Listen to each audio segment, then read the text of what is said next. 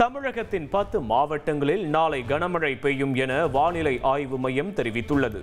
கடலூர், மயிலாடுதுறை, திருவாரூர், நாகை, ராமநாதபுரம், விருதுநகர், தென்காசி, நெல்லை, தூத்துக்குடி, குமரிக்கு நாளை கனமழை எச்சரிக்கை விடுக்கப்பட்டுள்ளது.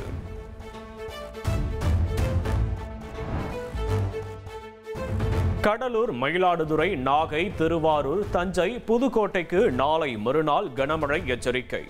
சிவகங்கை, ராமநாதபுரம், குமரி, நெல்லை, தூத்துக்குடி மாவட்டங்களிலும் கனமழை பெய்யும் என்று தெரிவிக்கப்பட்டுள்ளது.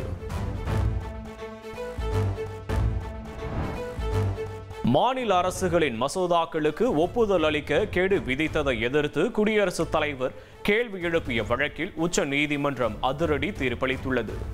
மசோதாக்களுக்கு ஒப்புதல் அளிக்க ஆளுநர்களுக்கு கெடு விதிக்க முடியாது என தெரிவித்துள்ளது.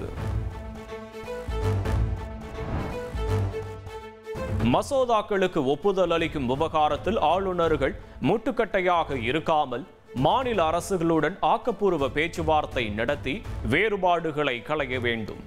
ஆளுநர்கள் குடியரசுத் தலைவரின் அதிகாரங்களை உச்சநீதிமன்றம் எடுத்துக்கொள்ள முடியாது எனவும் உச்சநீதிமன்றம் அரசியல் சாசன அமர்வு தெரிவித்துள்ளது. பீகார் மாநிலத்தின் முதலமைச்சராக 10வது முறையாக நிதிஷ்குமார் பதவியேற்றார். ஆளுநர் ஆரிஃப் முகமது கான் ரகசிய காப்பு மற்றும் பதவி பிரமாணத்தை செய்து வைத்தார். பீகார் முதல்வர் நிதிஷ்குமார் பதவியேற்பு விழாவில் பிரதமர் மோடி, மத்திய உள்துறை அமைச்சர் அமித்ஷா ஆகியோர் பங்கேற்றனர். மூத்த மத்திய அமைச்சர்கள், ஆந்திர முதல்வர் சந்திரபாபு நாயுடு, பாஜக ஆளும் மாநில முதல்வர்கள் நிகழ்ச்சியில் கலந்து கொண்டனர்.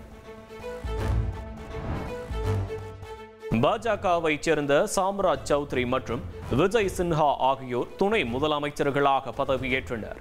முதல்வர் நிதிஷ்குமார், துணை முதலமைச்சர்களுக்கு ஆளுநர், பிரதமர் உள்ளிட்டோர் வாழ்த்து தெரிவித்தனர்.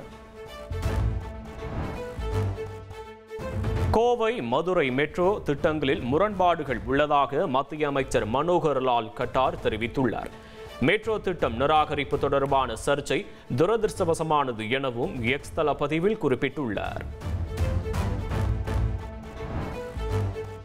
வாக்காளர் பட்டியல் சிறப்பு தீவிர திருத்தத்திற்காக தமிழகத்தில் இதுவரை 95.39% கணக்கீட்டு படிவங்கள் விநியோகம், தேர்தல் ஆணையம் தெரிவித்துள்ளது.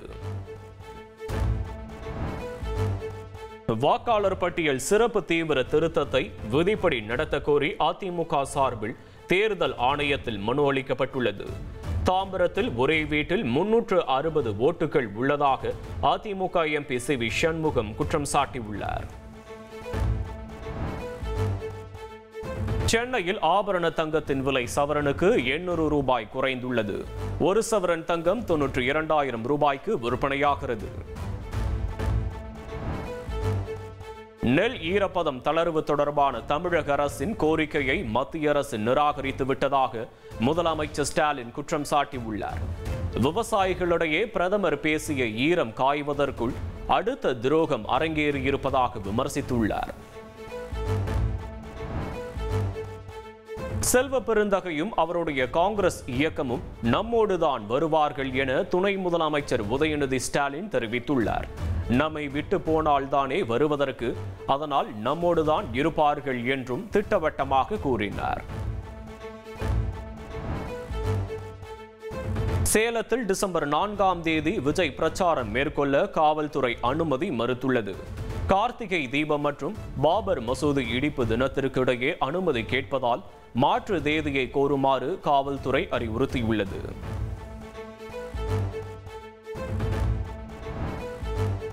மதிமுகவிலிருந்து நீக்கப்பட்ட மல்லை சத்யா புதிய கட்சி தொடங்கியுள்ளார். புதிய கட்சிக்கு திராவிட வெற்றி கழகம் என பெயர் சூட்டப்பட்டுள்ளது. பொள்ளாச்சியில் பெண் கூட்டு பாலியல் வன்கொடுமை வழக்கில் 2வது குற்றவாளியான திருநாவுக்கரசு தண்டனையை எதிர்த்து மேல்முறையீடு செய்துள்ளார். சாகும் வரை ஆயுள் தண்டனை விதித்ததை எதிர்த்து தொடர்ந்த வழக்கு விரைவில் விசாரணைக்கு வரும் என்று எதிர்பார்க்கப்படுகிறது.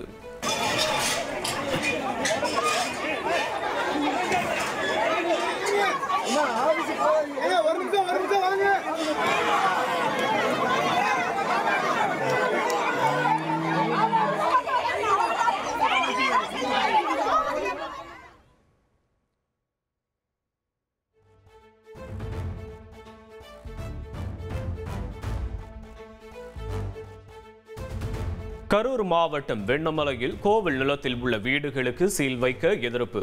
அதிகாரிகளை நோக்கி பொதுமக்கள் கல் வீசியதால் பரபரப்பு ஏற்பட்டது.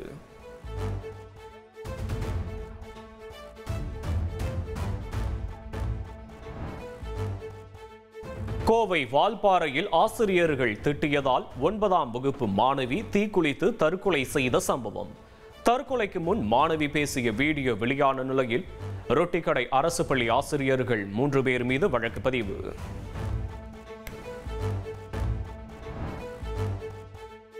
டெல்லி கார் குண்டுவெடிப்பு வழக்கில் 3 மருத்துவர்கள் உட்பட 4 பேரை NIA கைது செய்துள்ளது. ஏற்கனவே 9 பேர் கைது செய்யப்பட்டு 3 பேர் விடுவிக்கப்பட்டனர்.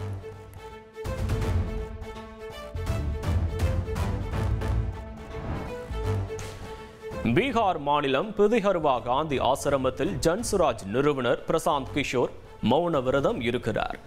பீகார் தேர்தல் தோல்விக்கு பொறுப்பேற்று ஒரு நாள் மௌன விரதத்தை கடைபிடிக்கிறார். பெங்களூருவில் ATM-இல் நிரப்ப கொண்டு சென்ற 7 கோடி ரூபாய் கொள்ளையடிக்கப்பட்ட சம்பவம்.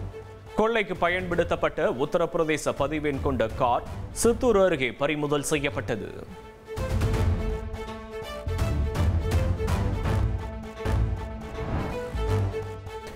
G20 நாடுகளின் உச்சி மாநாட்டில் பங்கேற்பதற்காக பிரதமர் மோடி நாளை தென் ஆப்பிரிக்கா செல்கிறார்.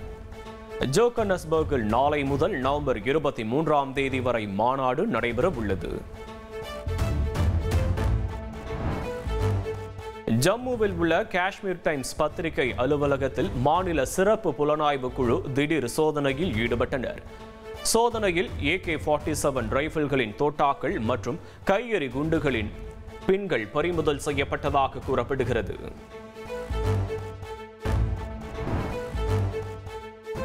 பிலிப்பைன்ஸ் நாட்டில் ஆள் கடத்தல் வழக்கில் முன்னாள் மேயர் ஆலிஸ் குவோவுக்கு ஆயுள் தண்டனை விதித்து தீர்ப்பளிக்கப்பட்டுள்ளது. சீன கும்பலுடன் இணைந்து பல்வேறு நாடுகளைச் சேர்ந்த தொழிலாளர்களை கடத்திய வழக்கில் இந்த தீர்ப்பு வழங்கப்பட்டுள்ளது. தொழில்நுட்பம் முன்னேறியுள்ள இந்த காலகட்டத்தில் மருதநாயகம் படமும் சாத்தியம்தான் என கமல்ஹாசன் தெரிவித்துள்ளார்.